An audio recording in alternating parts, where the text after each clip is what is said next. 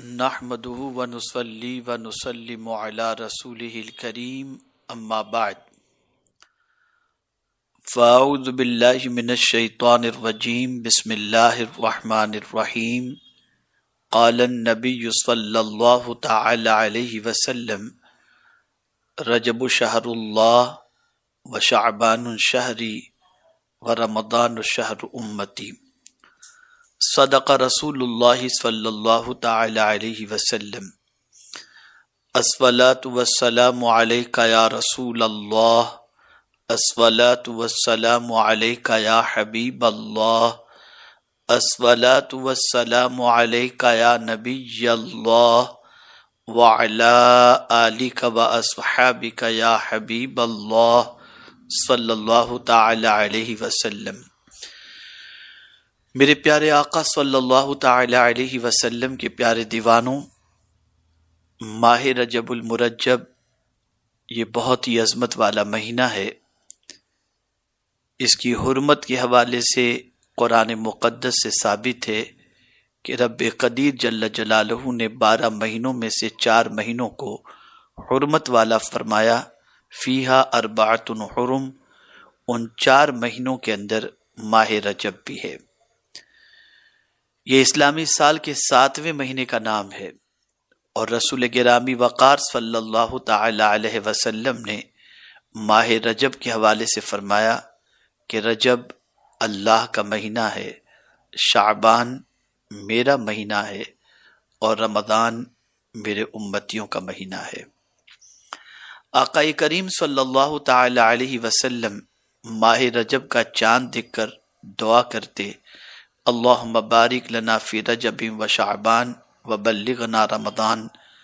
میرے پیارے آقا صلی اللہ علیہ وسلم کے پیارے دیوانوں، ہمیں بھی چاہیے کہ نبی آخر الزمان صلی اللہ علیہ وسلم کی سنت سمجھ کر اس دعا کو ماہ رجب کا چاند دیکھ کر ضرور پڑھ لیا کریں۔ اب آئیے ماہ رجب سے متعلق کچھ ضروری باتیں عرض کروں۔ آقا کریم صلی اللہ علیہ وسلم نے جب رجب کے حوالے سے فرمایا کہ یہ اللہ کا مہینہ ہے، تو آقا کریم صلی اللہ علیہ وسلم سے عرض کیا گیا رجب کے اللہ کے مہینہ ہونے سے کیا مراد ہے؟ تو آقا کریم صلی اللہ علیہ وسلم نے فرمایا اس لیے کہ یہ مہینہ مغفرت کے ساتھ خاص ہے،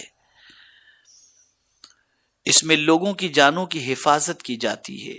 اسی مہینے میں اللہ تعالیٰ نے انبیاء کرام علیہ الصلوۃ والسلام کو اپنے قرب کی دولت سے نوازا، اور اسی مہینے میں اللہ تعالیٰ نے اپنے مخصوص بندوں کو ان کے دشمنوں سے نجات عطا فرمائی۔ آقا کریم صلی اللہ تعالی علیہ وسلم ماہ رجب کی فضیلت سے متعلق ارشاد فرماتے ہیں، رجب کی فضیلت باقی مہینوں پر ایسی ہے جیسے محمد مصطفیٰ صلی اللہ علیہ وسلم کی باقی انبیاء کرام علیہ الصلوۃ والسلام پر ہے۔ بے شک رجب عظمت والا مہینہ ہے، اس میں نیکیوں کا ثواب دگنا کر دیا جاتا ہے۔ جو شخص رجب کے 1 دن کا روزہ رکھے گا، اللہ تعالیٰ اسے سال بھر کے روزے رکھنے کا ثواب عطا فرمائے گا۔ میرے پیارے آقا صلی اللہ تعالی علیہ وسلم کے پیارے دیوانوں، اس ماہ مبارک کا نام رجب کیوں رکھا گیا؟ اس کی وجہ تسمیہ کیا ہے؟ تو آپ سنیں، رجب ترجیب سے ماخوذ ہے، جس کے معنی ہے تعظیم کرنا۔ اہل عرب اس مہینے کو اللہ کا مہینہ جانتے تھے اور اس کی تعظیم کرتے تھے، اس لیے اس کا نام رجب رکھا گیا۔ ماہ رجب کے کچھ اہم واقعات ہیں۔ اسی مہینے کی 1 تاریخ کو حضرت نوح علیہ السلام کشتی پر سوار ہوئے تھے اور کشتی کا آغاز ہوا تھا۔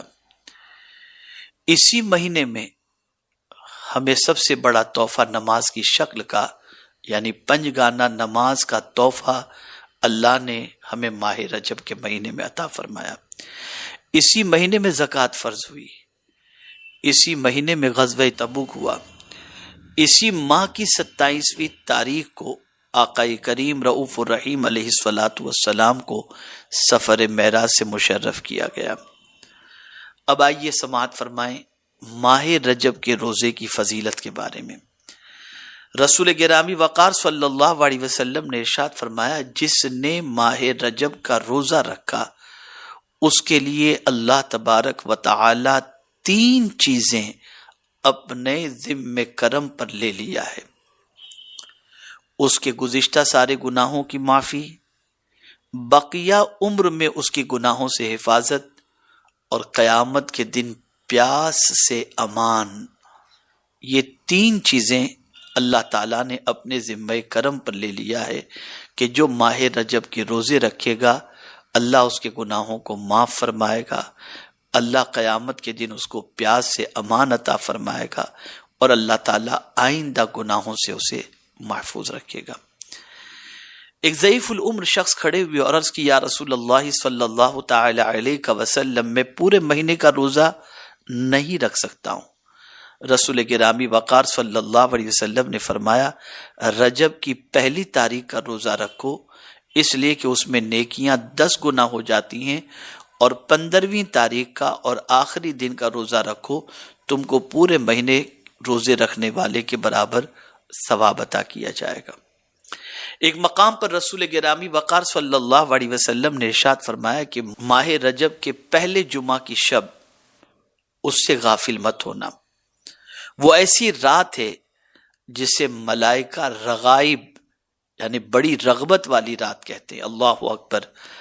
اس رات جب رات کا 1/3 حصہ گزر جاتا ہے تو زمین و آسمان کے فرشتے کعبے اور اس کے ارد گرد جمع ہو جاتے ہیں۔ اللہ تبارک و تعالی ان سے ارشاد فرماتا ہے، اے فرشتوں مانگو، جو کچھ تم مجھ سے مانگنا چاہو مانگ لو۔ فرشتے کہتے ہیں، اے اللہ، ہماری بس یہی خواہش ہے کہ تم ماہ رجب کے روزے رکھنے والوں کی مغفرت فرما دے۔ اللہ تعالیٰ فرماتا ہے، میں نے انہیں معاف کر دیا۔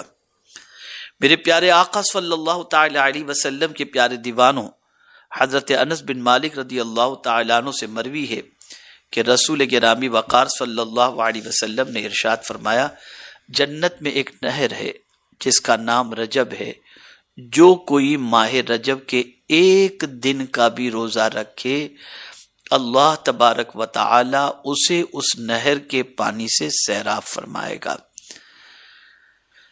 میرے پیارے آقا صلی اللہ تعالی علیہ وسلم کے پیارے دیوانوں، حضرت سعید شامی رضی اللہ تعالی عنہ سے مروی ہے کہ رسول گرامی وقار صلی اللہ علیہ وسلم نے فرمایا، جس نے رجب کے مہینے میں 1 روزہ رکھا اس کا وہ روزہ ثواب میں 1 مہینے کے روزے کے برابر ہوگا۔ جس نے رجب کے 7 دنوں کے روزے رکھے اللہ تعالیٰ اس کے لیے جہنم کے 7 دروازے بند کر دے گا۔ جو رجب کے 8 دنوں کے روزے رکھے گا اس کے لیے جنت کے 8 دروازے کھول دیے جائیں گے۔ جو رجب کے 10 دنوں کے روزے رکھے گا اسے آسمان سے ایک منادی آواز دے گا کہ اللہ تعالیٰ نے تجھے بخش دیا ہے، اب تو نئے سرے سے عمل کر، اور جو زیادہ کرے گا اس کے لیے اجر و ثواب میں اضافہ فرمائے گا۔ اب ایک آخری حدیث ماہ رجب سے متعلق سماعت فرمانے۔